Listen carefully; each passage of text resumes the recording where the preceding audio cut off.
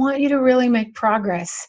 And the meditation process doesn't have to be complicated. Don't make it complicated. Don't overthink it. Just show up for your practice. Let go of the results. Remember, relax, focus, and gently let go of the outside world. And as we all are trying to develop these new spiritual skills, because that's the cool part when you take your walk with the spiritual pathway, meaning your guides, loved ones, and you're okay to be in the woo-woo world a little bit.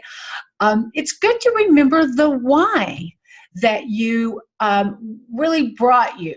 And again, and I mentioned whether that's if you're trying to connect to God, which was, my first goal, to communicate with your spirit guides. I didn't even know I had spirit guides, okay?